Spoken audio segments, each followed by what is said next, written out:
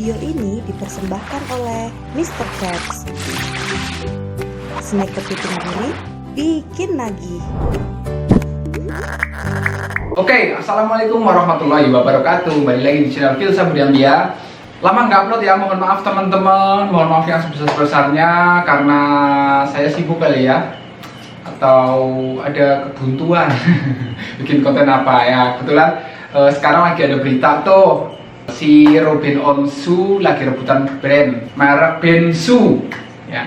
Jadi saya pengen mengomentari ya, tentunya dengan sudut pandang yang saya miliki ya.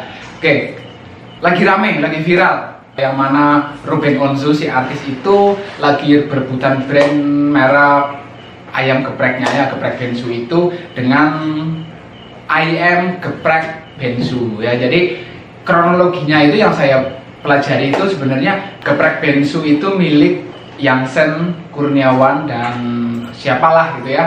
Ayam geprek Beni Sujono atau disingkat Bensu itu milik Yangsen ya. Yangsen itu punya perusahaan, punya rumah makan namanya ayam geprek Beni Sujono ya.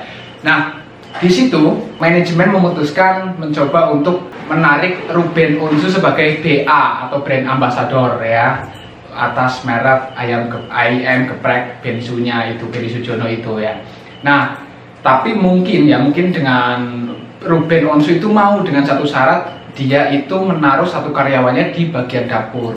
Nah, di sini kan sebenarnya kalau dari awal sudah ada kerancuan ya, kenapa ditaruh di bagian dapur? Ada apa? Kan gitu ya, ada pertanyaan itu. Tapi karena mungkin Yangsen Kurniawan ini insting bisnisnya lebih kuat ya, jadi mungkin dari sisi legalitas sudah dikuatin dulu sebelum sesuatu terjadi, sehingga manajemen memutuskan mengiyakan ya, menyetujui si Ruben Onsu menjadi brand ambassador. Setelah bergulirnya waktu selama 4 bulan, tiba-tiba Ruben Onsu menarik karyawannya dari dapur ya untuk keluar dari ayam geprek Bensunya itu. Tiba-tiba mendirikan geprek Bensu, nah, IM-nya nggak ada ya. Geprek Bensu dengan logo dan komposisi hampir sama, merek ya, mereknya juga hampir sama, fontnya juga hampir sama, ya cuma bedanya tebel sama tipis aja. Gitu. Jadi secara kasat mata kita nggak bisa membedakan ya. Nah, tiba-tiba singkat cerita tiba-tiba si Ruben Onsu itu mensomasi yang punya ayam geprek Bensu untuk tidak menggunakan nama tersebut. Nah, ini masuk ke sini sebenarnya sudah ranah etika ya. Sebenarnya yang buka duluan siapa, yang somasi duluan siapa ya. Nah, jadi yang saya baca seperti itu ya. Jadi setelah somasi balik ya, disomasi balik si Rubennya.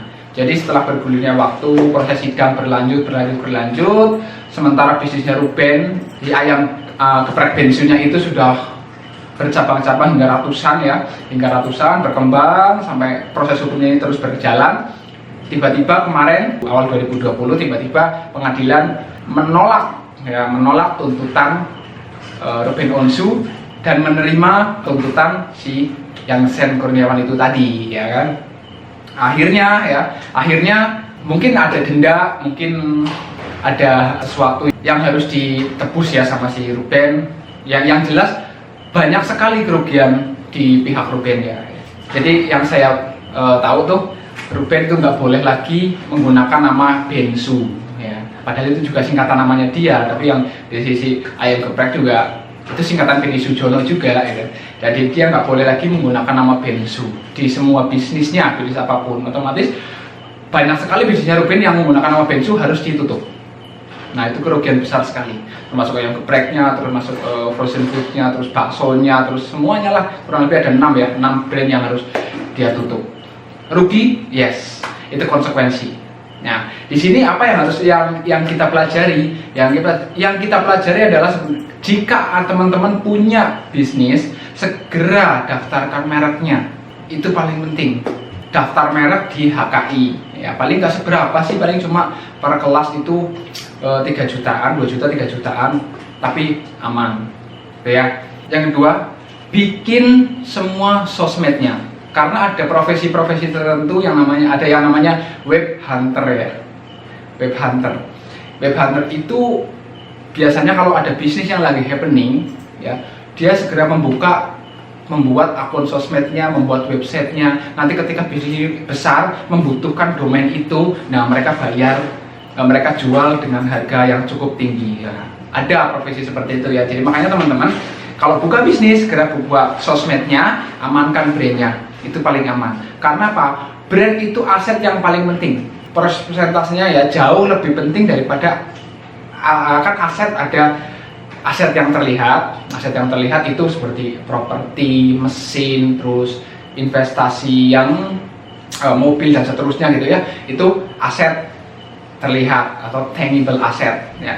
Ada yang intangible asset. Nanti intangible asset itu brand, legalitas, gitu-gitu, aset yang tak terlihat. Itu justru yang paling jauh-jauh paling berharga atas brand. Brand adalah aset yang paling berharga. Maka dari itu ya teman-teman, mulai sekarang jika teman-teman sudah punya bisnis, sudah punya usaha, segera ya amankan brandnya, segera urus legalitasnya, dan akun-akun sosmednya segera diamankan. Jadi tenang.